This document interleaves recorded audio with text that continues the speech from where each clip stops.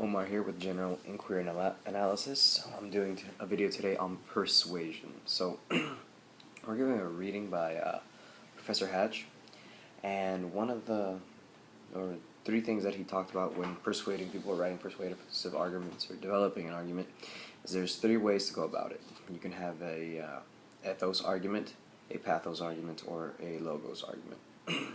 So, what those are, they're arguments that appeal to different things. For example, ethos talks about trust, how you gain people's trust, and through trust is that you develop your argument, such as creating an authority. For example, the examples they gave are that of police officers, public figures, and all that. So when people take that into account and they start understanding that it is these people have authority, they're most likely going to listen. They're going to pay attention to what they have to say.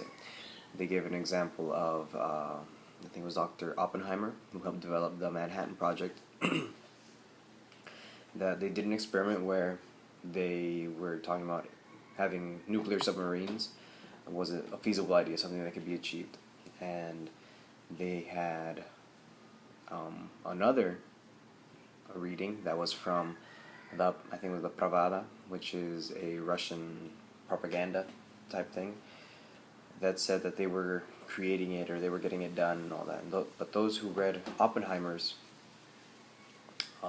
paper, they agreed that okay, that's possible. They changed their attitude towards it. While those who read the Pravda, they didn't really care for it. It wasn't something that they believed in. With ethos, you have to use authoritative voice, something that gives credibility to what you're saying. But something that all these have in common is they have a fallacy. They all have their weak points.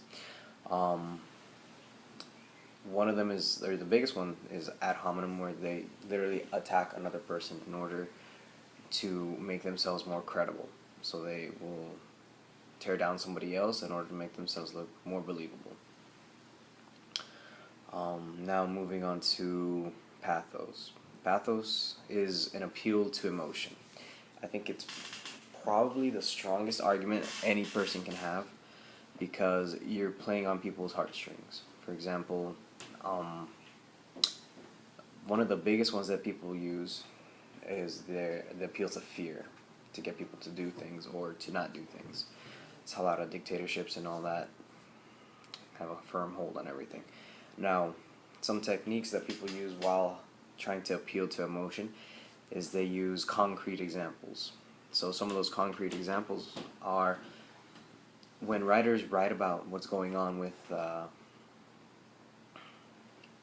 for example, somebody who's been kidnapped. If they just write down, oh, this child's been kidnapped, this and that, they don't get that big of an emotional appeal out of it.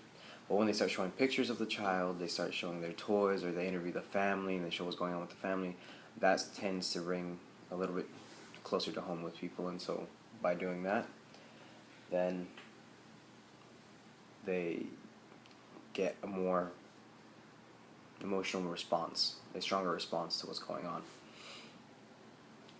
But just like the other one, this also has a fallacy.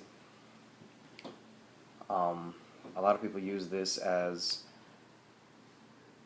a way to avert their people's attention from what's really going on.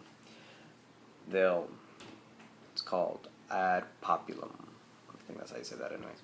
They use that to change people's perspective idea or hide something from them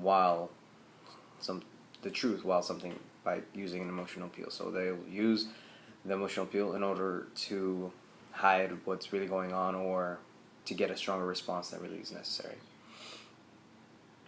Now the last one is logos, which is something that comes from logic. It's a logical response. It's a logical argument. It's the backbone when you're writing your paper. It's the backbone of any good argument. It's that rational statement, those rational thoughts coming through.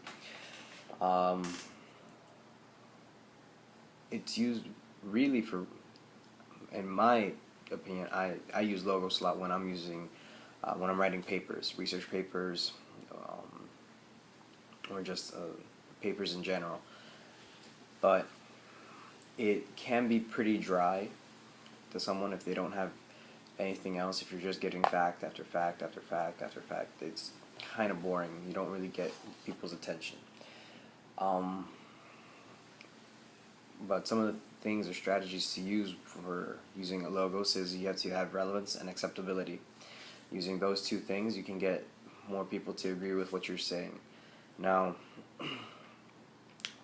some of the fallacies of it is people like to use begging the question, which is just go in a complete circle, just asking the same thing in a different way every time, over and over again. They just keep beating a dead horse.